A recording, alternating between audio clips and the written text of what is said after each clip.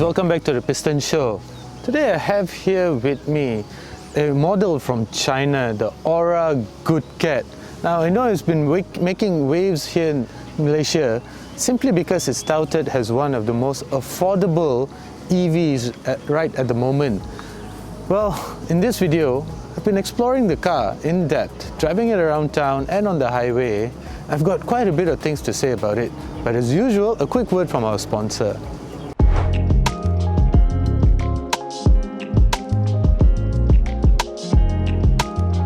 Hey guys, I'd just like to take a couple of seconds to tell you about the BH Petrol's loyalty program. Now this is unlike any other loyalty program out there because it does not require you to carry the card. That is simply very hard to find, especially when you need it the most. Now with BH Petrol, all you need to do is download an application, go to BH Petrol, pour your petrol, take a receipt and simply scan it with your application. You get 1 e-point for every litre that you pour. So the next time you're at BH Petrol, be sure to download the BH Petrol Loyalty Program application and you can immediately start to collect your points and later redeem it for the many rewards that they have. Now let's start with the design. It's obviously a very cute design. I think it's one of those cars that will appeal to just about anybody but the most masculine of men, I think. I mean, look at it. It's cute any way that you look at it, but there are certain design elements that remind you of certain other cars out there, like such as the headlights and the chrome bezels around it. I wouldn't blame you if you thought that, hey, that does somewhat look like a Mini, doesn't it? And then you have this power domes over here that remind me of a certain German model. And check out the way the lights greet you. That is very cool. But then still it's a bit Mini-esque, I would say. But besides that though, because it's an EV, so there's no need for a grille, so you get a very clean front end which just lends to the design appeal of the Ora Good Cat. And if you're wondering what this emblem is about, well, it looks like an exclamation mark that came out of a Hello Kitty cartoon. Still very cute. Now, Mini and perhaps Mercedes are not the only brands that have lent certain design elements to the car. Well, the person that designed this car is also a former Porsche designer by the name of Emmanuel Derta. And there's certain elements of Porsche in the car as well, such as this front fender over here, the sweeping fender. And then again, it goes on to circular lights, but we've already addressed that. So this too, even though it's a lot shorter than what you would see on a Porsche, but because it comes up and swoops down like this, it's perhaps a little nod to the German mark. This is a plastic fender, so perhaps for weight, perhaps for cost savings, whatever, but it's there and it looks good. That's what matters. So I also really like the two-toned design of the paint job. There's also another two-tone design in the GWM catalog here in Malaysia. If I'm not mistaken, it's black and red. So yeah, the car runs on 18-inch wheels wrapped in GT tires. No complaints there, especially if you're going to be driving this car around town. There's, I think, very little road noise that comes back into the cabin. The cabin, just like all EVs, is nice and silent. Let's check out the back. Now this is one of my favorite parts about the car. The back, simply, I think, very elegantly crafted, very elegantly designed. It's a very clean, no drama sort of overall design. The lights are very intelligent and you don't see this in any other car actually, so credit to GWM and Ora for this design. The tail lights are located up here, and then the third brake light as usual at the top there, and then the turn signals as well as the reverse lights are at the bottom here. Now this is very cool, very intelligent, I think. And if you remove all the branding, I think you'll get an even cleaner design. If I were to buy one of this car, that'd be the first thing I do as well. The other thing though, is you get a very futuristic, welcome lighting sequence. Let me just show you quickly. Just like the welcome sequence on the front, the tail light has this welcome sequence. So I thought that was very cool, very Knight Rider like design appeal. I thought, look at it, I think it looks really nice. But there's one particular thing that I really don't like, and as soon as I saw it, I cannot unsee it. And I know not many people look at the brake calipers when they're buying a car, and it's not really a deal breaker. But I just don't like this exposed brake pads together with these brake clips and such. For me, I just can't seem to unsee it, and it just annoys the hell out of me right now. And it's the same for the back as well. Let me show you. And this, again, I can't unsee it. The brake pads together with these clips. Oh man, it just annoys that OCD in me. Yeah, can't unsee it. Definitely can't unsee it. Okay, guys, this is the best part about the Ora Good Cat, the interior. It's got to be one of the nicest interiors around today. Well, it still has certain design elements that have been borrowed from other car makers, such as these switches over here that also look like they were inspired by those from a Mini. But other than that, it's just a wonderful place to be in. I really like the two-tone color scheme with this green and grey color scheme that is basically the same color outside as well. So it's in basically body colored two-tone interior, and it's finished in this suede-like finishing. So it's just a very nice place to be in, and it looks more expensive than it actually is. Well, it looks like it will easily cost about, I don't know, 200,000-300,000. So the fact that it costs about 170,000 is just amazing. But there are certain things in here that also annoy me. Let's just start with the sunroof. Of course, the sunroof is a very nice thing to have, but to open and close it, I have to keep my hand up here and keep it there until it closes. So there's no one-touch function. Look, I have to keep holding it. Even the Mercedes-Benz W124 from 1988-89 has a one-touch function. So this can be quite distracting.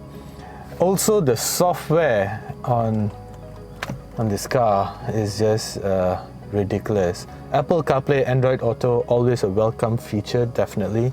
But adjusting your air conditioning, delving deeper into it, such as the memory functions of the seats, is just way too deep into the software. That means, such as the air conditioning settings. Let me just demonstrate this. So if your Apple CarPlay was turned on, or you're using your Apple CarPlay, which I do most all the time. So right now, let's say I want to change the air conditioning temperature. I have to go here and I have to go here, which is a two-step function. So not very user-friendly, especially when you're on the move. Also, the car comes with other features such as adaptive cruise control, even changing the lane keep assist functions is a 4 to 5 step procedure, and which just makes it impossible to get into when you're on the move. But besides that, I think functions such as the camera are brilliant. The cameras are really clear. The entire screen is really crisp and really clear as well. So I really appreciate that. And the overall look and feel, especially the quality inside here, it's really nice. Especially the seats look like they came off a Bentley. And one thing I want to show you is check out the floor mats. It has this cute pussycat design going on over there. You also get a wireless charge pad, but because the Apple CarPlay is a wired function rather than a wireless function, this is basically redundant. This bezel-like electronic gear selector over here, well, this makes the car look really expensive as well. You only get R, reverse, neutral and drive over here, so getting in and out of any gear requires you to get on the brake pedal naturally. That's quite normal. The steering wheel, well, very classy, very cool looking, and I like that it's not very thick. Gives it a very retro-like feel. So yeah, let's check out the back seats. As for the back seats, well, I'm about 179, 180 centimeters tall, and the front seat is adjusted to my driving position. Well, still quite comfortable back here. I just think that there's not enough thigh support. I know a lot of other car reviewers have also said the same, which is actually true. The thigh support is basically non-existent, but because of height restrictions, I can't really seem to get comfortable unless I sit like this. So long distance drives are going to be a problem, but you don't really take an EV on a long distance drives nowadays anyway. At the back here you get a single USB charger, and sadly there's no air conditioning vents back here. But what if you want to take your kid around in a child seat? Let's check that out. So the Ora Good Cat obviously comes with ISOFIX mounts. However, accessing those ISOFIX mounts can be quite a pain because they're located deep beneath the cushion over here. Then look at these latches, how far deep they have to go. So mounting your baby seat, your child seat, can be a bit of an issue, can take a bit of time actually. But as soon as you get it, well, as you can see, there's actually quite a lot of space for your child, and obviously more than enough space for 2 child seats, so making this a very good daily runabout car, especially if you have younger kids that you're going to send to school, kindergarten, or perhaps even for grocery runs. Very, very handy. Space is decent, but it's not quite as decent as that of a Perodon Myvi or even an Axia. It's not quite deep enough, it's not quite, there's not much space. Of course, you can fold down the rear seats, they fold flat, which is great, but in that sense, there's not much there's not much storage space. But since we are here, let me just show you the charging cables that come with the car. This is a Thai spec car, and you get a Thai plug, unfortunately, which then requires you to get one of these converters and extension cables. So this is not very confidence inspiring, and it sort of slows down the charging procedure as well. So I guess time will tell whether GWM will offer a localized charging plug. Now, Ora tells you that the 500 Ultra would have a range of 500 kilometers. So that's what 500 Ultra means. That's what 400 Plus means. 400 Plus basically says that it'll give you a range of 400 kilometers. However, this has been calculated based on the NEDC cycle, not the more accurate WLTP cycle. Based on the WLTP cycle though, which is more accurate than the NEDC, the 500 Ultra should have a little less than 400 kilometers worth of range, which is actually quite accurate because I started my day with 100% battery, and I'm left with, so I started the day with 100% battery, 501 kilometer range. I drove about 23 kilometers to where we are today right now, and I'm left with a range of about 420 kilometers. So not very accurate, that one. So highway driving, traffic jams, very real world type of driving conditions. And I'm left with 420 kilometers. So that should tell you that the WLTP cycle is actually more accurate, and the 500 Ultra would give you roughly about a range of 420, 410 kilometers based on 100% charging state of charge.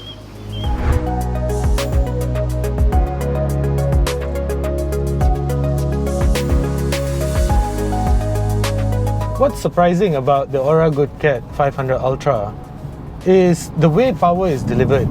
Now, it makes 143 PS and 210 Newton meters of torque, which if you consider in internal combustion terms, it's actually not so much.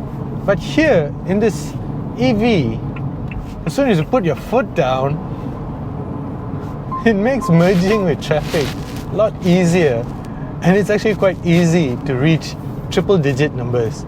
So it's actually quite surprising that the 500 Ultra feels a lot quicker than what the numbers suggest on paper. So that's a great thing actually. And the other thing is, driving it, well, it's a very subdued, very unexciting event. If you're looking for an EV to go about your daily business, pick up the kids, run to the market, go to office and such, the 500 Ultra, you'll find that it's actually decent for all of that. It also comes with an entire host of safety systems, and particularly one that I really like is adaptive cruise control. Makes life a lot easier, especially on the highways. Talking about highways though, I find that these GT tires can get a little bit annoying because they're actually quite loud, and you hear a lot of the rumbling from the roads. You hear a lot of that intruding back into the cabin, so that can get a little bit annoying. Thank God for Apple CarPlay and great music, so that helps to drown it out. Now let's talk a little bit about owning the Ora Good Cat. Of course, it makes a lot. At 170,000, it's a no-brainer because, you know, offering a range of roughly about 420 to 450 in a real-world condition, it has everything that you would need in a car to go about your daily business. Assuming that you have another car to go about interstate, if you're driving interstate. So I still think EVs are not great for driving interstate, nothing like either a plug-in hybrid or internal combustion engine for that. But that aside, owning the Ora Good Cat, well, the biggest thing that will be of concern to you perhaps is the charging facilities. But there are a lot of charging ports already available. Petronas, for one, with its Bintari business plan, has set up a number of charging facilities, especially in the Klang Valley. You have Jom Charge, you have Charge EV, and as I'm about to show you shortly, there's actually charging facilities available at even BMW outlets, such as the one at Ingress Auto. Now, they're a very welcoming company because it doesn't matter what brand of car that you drive, you can actually charge your car at Ingress Auto Damansara. So all you need to do actually is just download the Charge EV app, sign up for a membership, and you're ready to go. And how much does it cost? Just 90 cents per minute. It makes it a no-brainer actually. And for about, I think it's a 45 kilowatt or 90 kilowatt charging facility that is split into two ports, so you get 45 kilowatts. So charging up from about 60% right now to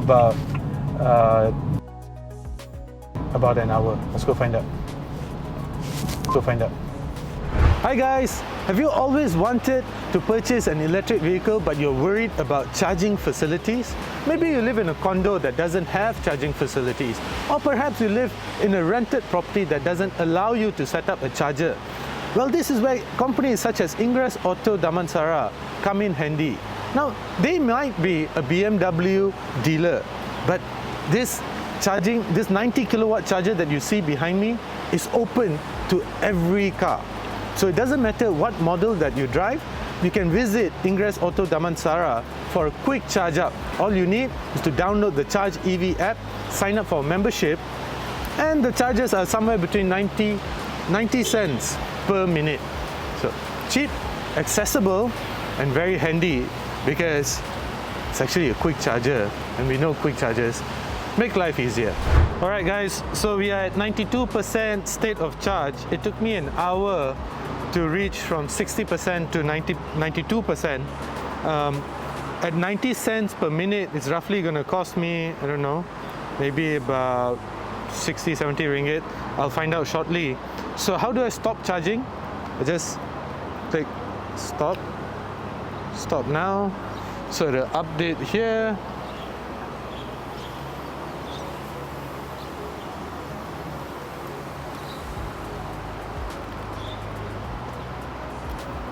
So I got about 19.2 kilowatts in an hour.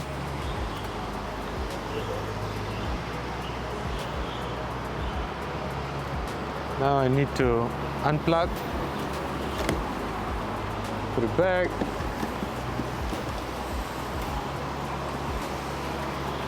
And the great thing about this is that you can charge in almost any type of weather. So put this back. And I'm ready to go. So it's not telling me exactly how much. Oh, it costed me 54 ringgit. So to get a range about 450 kilometers, I think that's quite alright. So there you have it, the Ora Good Cat 500 Ultra. So there are a couple of, it's a great car, nice car to drive, nice car to go around in an urban environment. The software, well, it urgently needs an update. That can be quite irritating. But as a car by itself, I quite liked it. I really liked the driving conditions, the driving style. It was really comfortable. It was perfect for my family as well. Going about your daily business, no issues. 170,000 ringgit right now in Malaysia. Plenty of charging facilities available, so it makes owning an EV all the more easier. Let me know what you think about the Ora Good Cat 500 Ultra in the comment section below. Thank you for watching.